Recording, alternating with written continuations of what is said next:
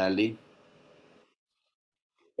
Santiago Gamboa, leyendo la novela, me pareció, no sé por qué, que era como una de tus grandes novelas, después por supuesto el discurso del método, esta cosa que me parece que te has abocado mucho, mucho a esta historia que refleja la Colombia de hoy, la Colombia que por supuesto vive circunstancias históricas, pero no sabemos cómo es la Colombia de hoy. Una de las cosas que yo pensaba era que estamos todo el tiempo hablando de la violencia en México, pero no pensamos la cantidad de violencia que hay en Colombia, por ejemplo, ¿no? ¿Qué me dices tú? Bueno, muchísimas gracias, Mónica, por invitarme a tu programa una vez más, tantos años de larga conversación contigo Así es.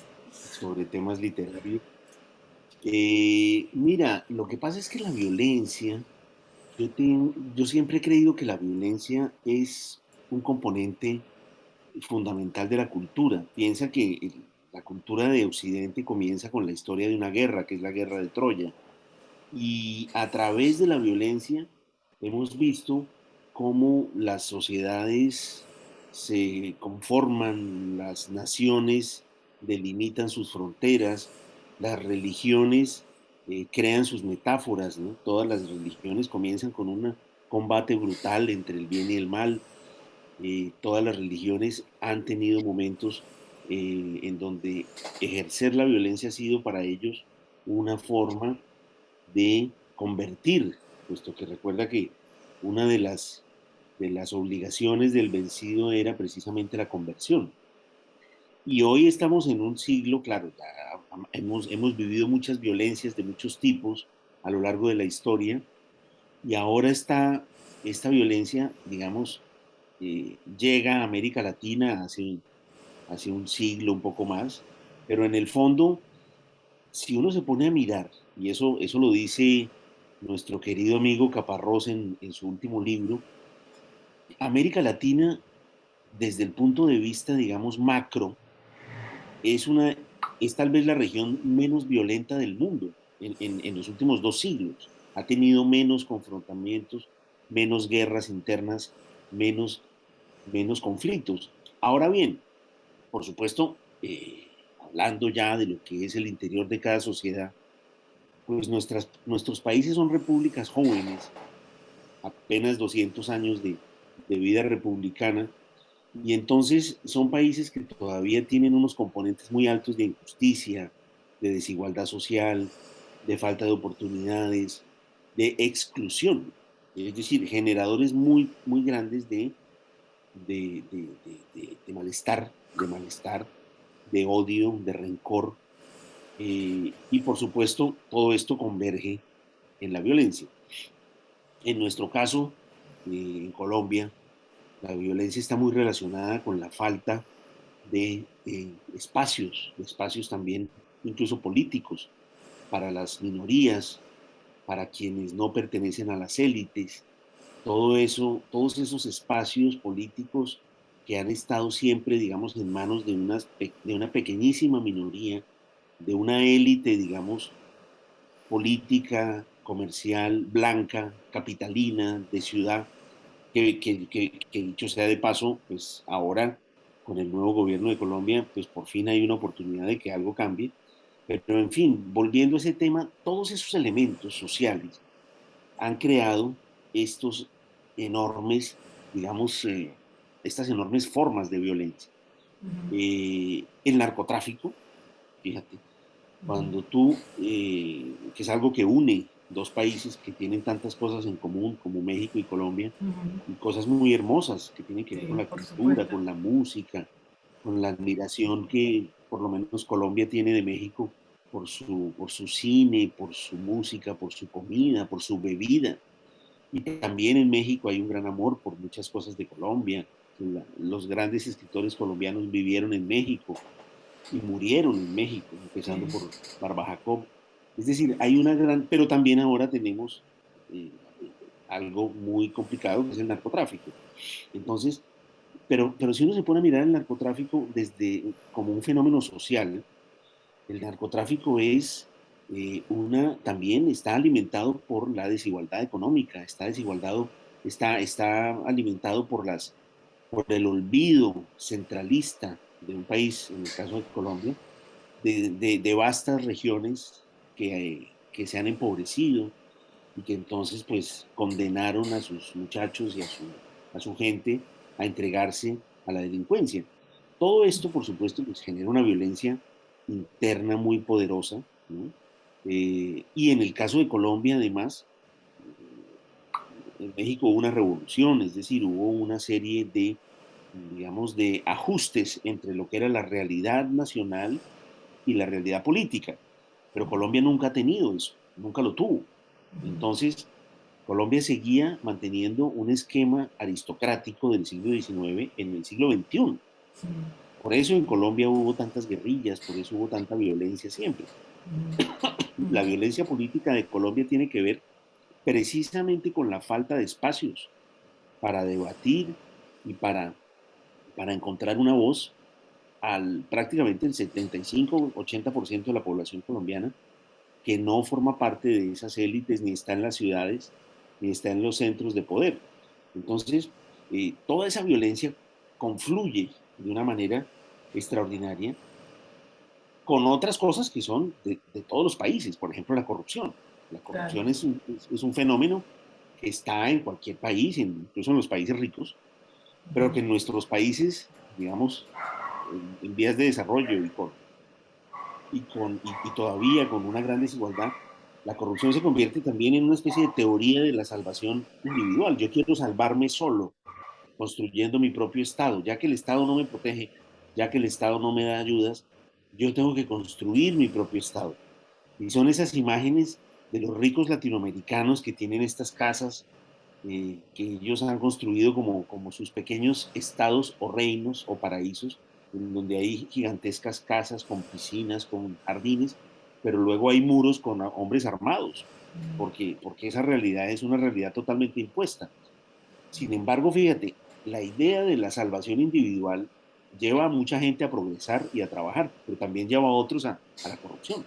Entonces, la corrupción se convierte en una solución también para mucha gente para poder sentirse que están viviendo tranquilos en países donde no hay protección social. Pues todo tiene que ver un poco con las estructuras deterioradas de los estados. En el caso de mi novela, pues la violencia que se presenta es una violencia que surge prácticamente de la historia del país, de la historia de lo que ha sido las relaciones entre las diferentes clases sociales, la historia política, el ejército, las guerrillas, el paramilitarismo, el narcotráfico. De ahí surge toda esta violencia y se encuentra con un grupo humano, como digo yo siempre, los países nuestros están conformados por estas violencias de las cuales participa un porcentaje relativamente pequeño de la población, y luego está el 85%, 90% de la población, que es la gente buena, la gente que se levanta temprano, va a trabajar todos los días, paga religiosamente sus impuestos, paga sus facturas, ayuda a sus vecinos, es solidaria, es patriótica, sale en los días de la fiesta nacional con una banderita. Esa gente buena que se ve obligada a compartir este espacio de locura que son nuestras ciudades con esos otros vándalos y con esos otros violentos. Entonces, esos elementos son los que a mí me gusta y me interesa ver en una novela, cómo es la convivencia entre todas estas, eh, o sea, todos estos personajes de una sociedad que provienen de cosas tan dispares, ¿no? Ahora, el fiscal Chutziñamuy, que es un fiscal que tiene un apellido un poco raro, ve en su ventana, ve como Netflix, ¿no? Como su propio Netflix, y al mismo tiempo se sorprende de la violencia que hay en Colombia, digamos, ¿no? Habla de los narcotraficantes, habla de los secuestros, de los asesinatos en serie. A mí me resulta que un fiscal sorprendido es por un lado algo bueno, me parece, no sé. O un fiscal que está todo el tiempo cuestionando la violencia.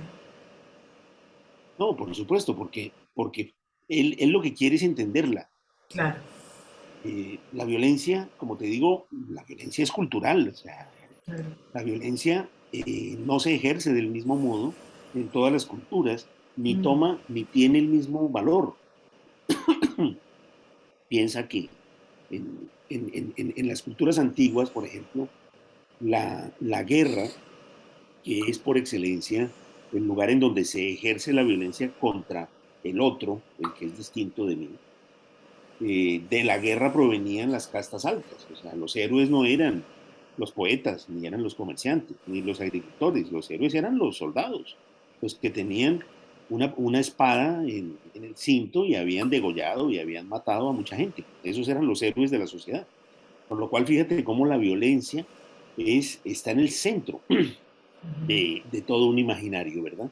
Entonces, en el caso de mi personaje, que es un hombre pensativo, reflexivo, es un hombre de origen indígena, que tiene como ese silencio que tiene en el caso de Colombia, las personas que tienen esos orígenes indígenas son como personas silenciosas. Bueno, la gente no es toda igual, por supuesto, pero digamos claro. es un rasgo relativamente común. En esa Así como cultura, uno claro, dice que el caribeño es hablador, pues claro. el indígena es más bien una persona silenciosa y observadora. Entonces, este personaje es así, su apellido tiene que ver con una etnia de la que hay además un pintor muy famoso que se llama Hakan Amijoy, también un nombre difícil de pronunciar. Pero entonces, claro, este hombre representa dentro de la novela un pequeño espacio de la justicia, de la fiscalía, en donde las cosas, pues él es un ciudadano de bien, él es una Claro. persona que hace y que tiene la mística de las cosas bien hechas, como la tienen muchos otros personajes de la novela, que hacen las cosas bien porque quieren saber la verdad, porque quieren llegar a las conclusiones correctas, inclusive cuando eso les puede costar la vida, ¿no? Esta es una novela muy sexual, por otro lado, me parece que tú, he tenido que buscar algunos, algunos términos que tú usas a nivel sexual cuando hablas de la clase alta, y al mismo tiempo me parece que analizas esa clase alta de la que me estás hablando con, con un escalpelo, digamos, no dejas nada por azar, digamos.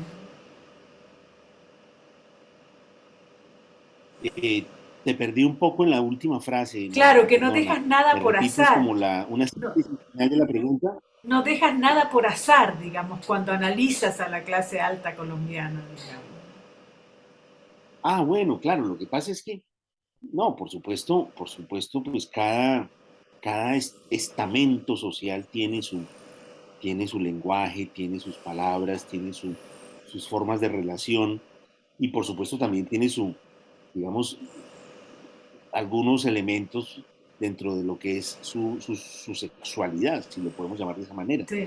A mí me gusta que en las novelas mías haya un componente de sexualidad importante, entre otras cosas porque yo he notado que eso digamos, en los libros eh, es un componente como que equilibra muy bien con ciertos aspectos muy descarnados, por ejemplo, también de la Claro. violencia, como si el erotismo y la muerte tuvieran un equilibrio. Bueno, yo no estoy descubriendo nada. El Eros y el Tánatos han estado siempre mirándose a los ojos, ¿verdad?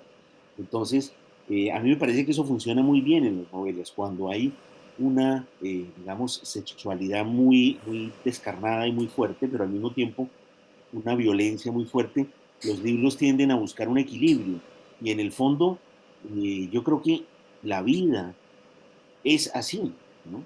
La vida, por eso reconocemos ese tipo de situaciones y por eso nos parece y nos sentimos un poco en las novelas que nos plantean situaciones extremas, nos sentimos tan reconocidos. Eh, yo creo que en la vida las cosas también son de esa manera. Nosotros vivimos, claro, nadie vive, no todo el mundo vive, por supuesto, los terremotos que viven algunos personajes, pero cada persona al interior de su vida tiene sus propios terremotos, que a lo mejor en otras vidas parecen irrelevantes, pero como uno vive la vida individualmente, pues uno percibe y siente lo que le duele a uno, le duele solo a uno. Entonces, y el placer que uno siente y que uno puede poner al frente de ese dolor es también un placer propio que le pertenece a uno y que le da fuerzas y ánimo y satisfacción para seguir adelante. También hay una forma de relación social ahí, ¿no? A mí me gusta, por ejemplo, algo que yo veo con mucha, pues es una forma mía de ver el mundo, es como, por lo general, claro, la sexualidad esconde, como es lógico, una relación entre, en el caso pues, de la heterosexualidad entre hombres y mujeres, y en el caso de mis libros, generalmente hay una mirada desde lo femenino, que muchas veces lectoras mujeres me dicen, bueno, pero tú tienes una mirada, pareciera como si tu componente femenino es el que se pone en marcha cuando haces esas escenas. Bueno, yo estoy perfectamente dispuesto a creerles a algunas de estas lectoras, pero yo creo que también ahí hay una manera de mirar la sociedad de un modo distinto a través de la sexualidad, ¿no? ¿Qué relación hay entre la novela de B.S. Tornelli, American Psycho, con Colombian Psycho? Estaba pensando yo también en estos asesinos que uno los nombra como psicópatas. Ahora la ley dice que son sociópatas, que no son psicópatas, pero bueno, a mí me quedó ese término y me parece que cada vez hay Sí. más psicópatas en el mundo, digamos, ¿no? ¿Cómo ves tú eso? Bueno, a mí esa novela de Bret Easton Ellis me sacudió muchísimo. Yo la leí en los años, a principios de los años 90. Recuerdo que yo era periodista corresponsal en ese momento de guerra, en la guerra de Bosnia, en Sarajevo, y yo estaba leyendo esa novela en un hotel que estaba completamente destruido desde el piso sexto hacia arriba, y en una ciudad en donde permanentemente había bombardeos y disparos. Y yo recuerdo que yo me aislaba completamente de toda esa situación y me parecía absolutamente terrorífico lo que pasaba en la novela. Entonces, para mí esa novela fue un shock enorme, pero sobre todo lo que me interesó de esa novela fue el ángulo tan original desde el cual el autor hace una crítica y una descripción descarnada, brutal, sin ninguna concesión de la sociedad neoyorquina de clase media alta y muy, muy alta. Entonces, a mí me dio la sensación claro, de que ese tipo de libro era el libro indicado para ese tipo digamos, de pretensión, el hacer una especie como de radiografía de una sociedad en un momento específico.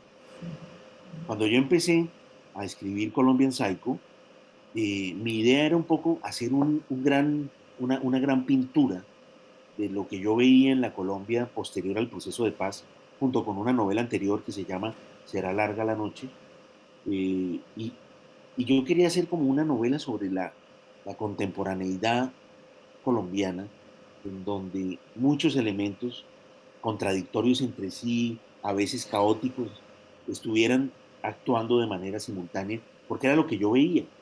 Yo regresé a Colombia en el año 2015, después de haber vivido 30 años por fuera, en Europa y una temporada en Asia, y entonces yo estaba mirando un país que era el país del que yo me había ido hacía 30 años, pero también estaba viendo un país nuevo, una sociedad nueva. Yo había estado muchas veces durante esos 30 años de visita, pero ahora yo era un colombiano más.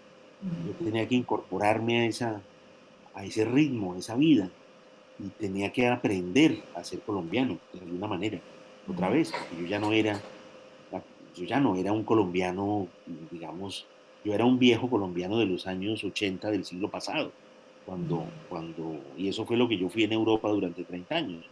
Pero cuando volví, había como otras cosas y había como otros códigos y la sociedad tenía otros valores y todo era muy diferente. Entonces yo tuve que empezar y las cosas que yo veía, las veía, claro, yo llegué en un momento de mucho optimismo, un momento del proceso de paz, Después ese optimismo se cayó en el 2016 con un plebiscito en el cual una mayoría de colombianos, muchos de ellos engañados, votaron en contra. Ese fue nuestro pequeño Brexit nacional. Sí, exacto.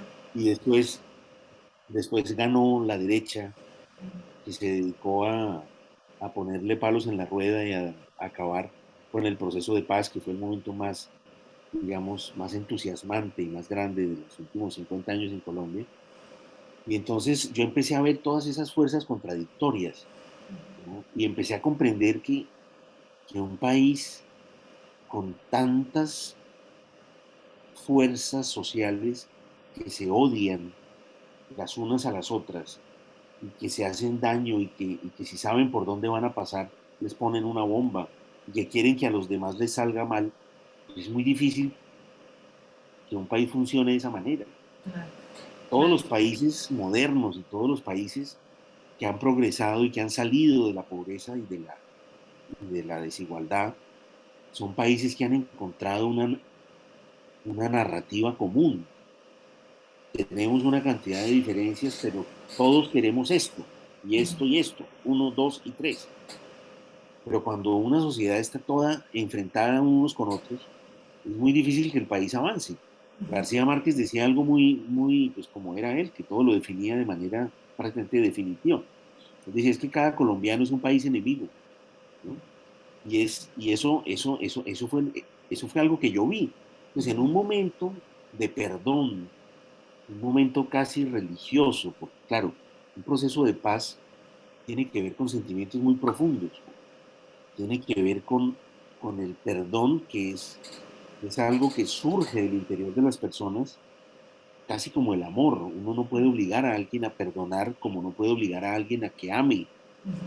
Tiene un componente un poco místico. Y entonces esa persona siente que su perdón tiene un valor y entonces crece socialmente.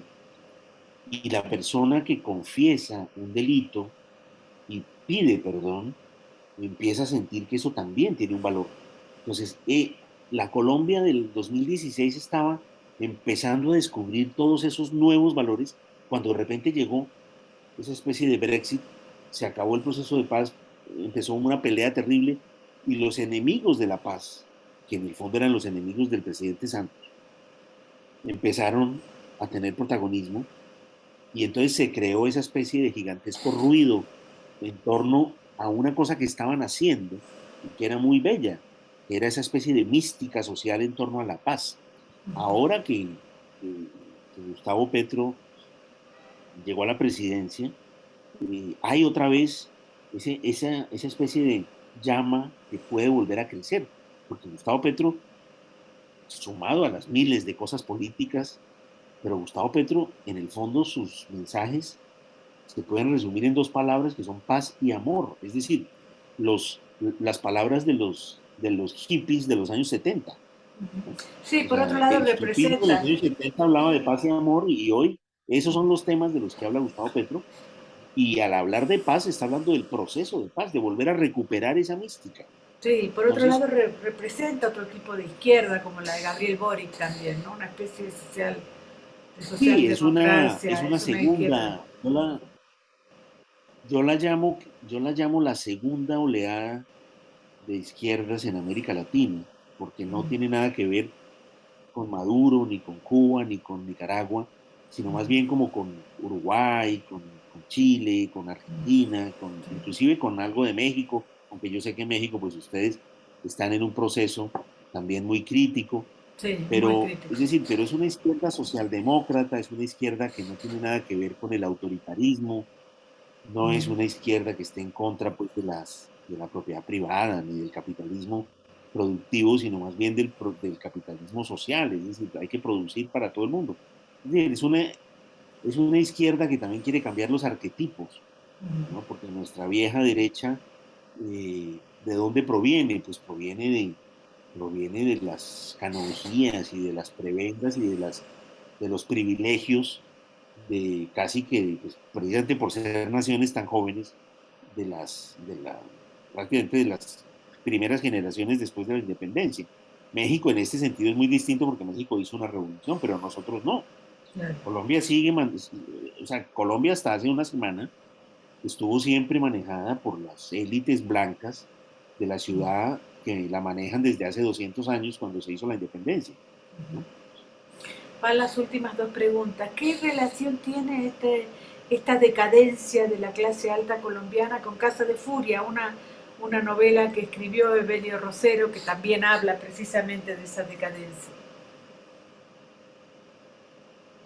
Bueno, te voy a decir algo que odio decir, y es que no he leído la novela Ah, de no has Belio, leído. a quien admiro muchísimo, sobre todo por un libro que se llama El Lejero, Claro, no es, claro. sé que su libro más conocido es Los Ejércitos, Sí. y tiene otros libros maravillosos, pero mi preferido es El Lejero, pero desafortunadamente esta última novela no la he leído, pero puedo intuir, por lo que me dices, que claro, es que las clases altas colombianas tienen esa, digamos, ese componente arribista, clasista, eh, un poco xenófobo también, pero por otro lado sienten vergüenza, no es una clase, no es una élite orgullosa de Claro. su país o de su cultura, sino que se avergüenza más bien de su país y ellos preferirían ser, pues no sé, europeos, norteamericanos o inclusive de otro país de América Latina, o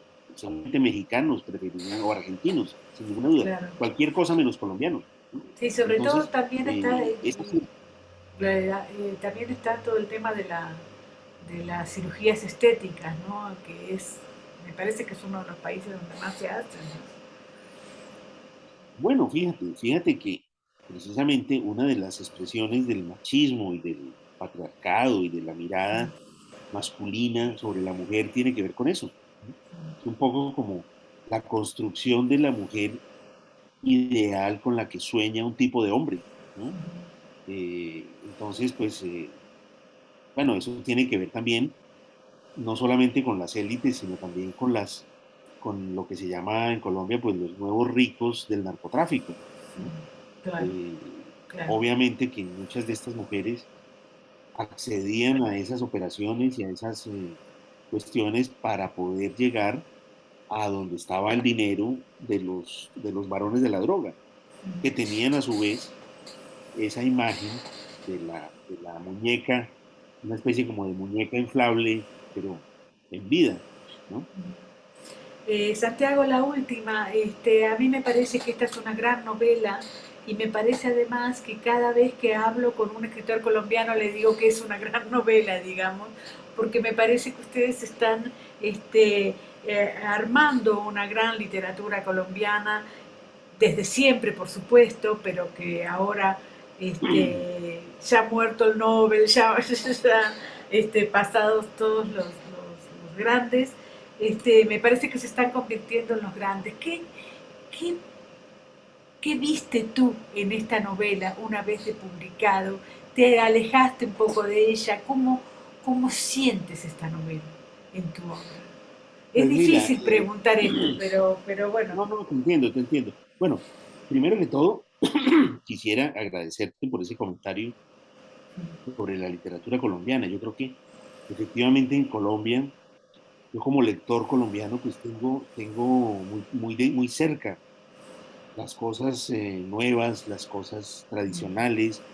Colombia es un país de autores muy variados, de autores que se preocupan por temas muy diferentes y que entre todos conforman una especie como de gigantesca, gigantesco manuscrito en donde las preocupaciones de la sociedad, la historia, hay, por ejemplo, en Colombia, mm, escritos y novela, hay una gran literatura en este momento que casi podríamos llamarla de orden poética y filosófica, ¿no? Hay una escritora que no sé si conoces, que se llama Carolina Sanín, que Sí, tiene claro.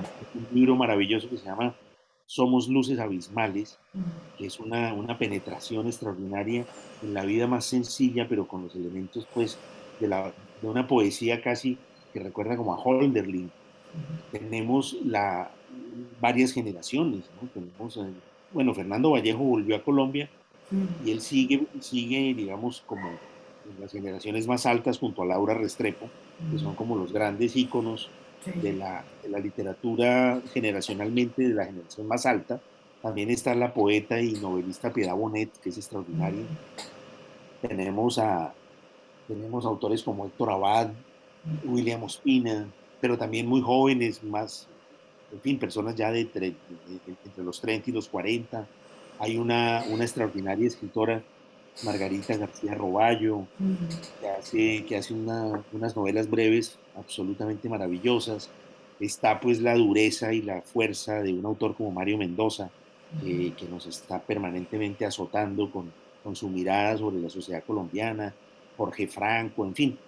Colombia, bueno, el que tú mencionas, Evelio Rosero, es decir, sí, Colombia tiene una gigantesca diversidad, precisamente creo yo porque los países que tienen crisis profundas necesitan del arte y necesitan de la literatura para, para encontrar versiones de la realidad diferentes, ¿no?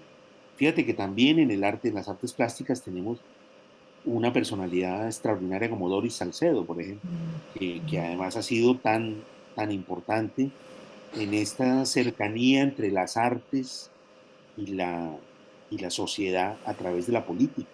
Ella ha estado permanentemente apoyando el proceso de paz, haciendo arte sobre la base un poco de una cierta militancia hacia eso, hacia la reconciliación, hacia el perdón. Y estos son cosas realmente muy importantes, ¿no? Y con respecto a tu novela, la última. Ah, y con respecto a mi novela, pues fíjate, claro, yo soy el peor para juzgarla. Claro, por supuesto. He visto a o sea, los lectores me escriben mucho, casi todos los días recibo yo mensajes de lectores. Es un libro que ha tenido muchísimo éxito en Colombia y también en España, donde ya salió en junio, y recibo muchos comentarios de lectores que se reconocen con algunos personajes, que reconocen algunas escenas y algunos episodios que se ven transportados un poco pues, hacia un país que conocen, pero al mismo tiempo eh, pues que ven reflejados sus temores y que ven... A mí me parece que es una novela que ha sido, digamos, recibida mayoritariamente con aceptación. Y yo la veo como parte de una especie como de trilogía que he anunciado sobre la Colombia de estos años y que terminaría, supongo, con una tercera novela muy diferente a las anteriores, mucho más literaria. A mí me gusta la novela, cuando me preguntas cómo veo esta novela, pues esta es una novela negra, como es lógico, pero es una novela negra que para mí primero tiene que ser novela. Eso es muy importante, que sea muy literaria. A mí me gusta la novela negra profundamente literaria, como es el caso de, bueno, de mi autora, pues por excelencia, que es Patricia Highsmith, que es para mí Claro. no sé, como el Vaticano de la literatura de este tipo, pero con autores también como Elmer Mendoza o como Leonardo Padura, ¿no? Claro. Perfecto. Muchísimas gracias. Un abrazo Y enorme. Mónico, un abrazo gigantesco.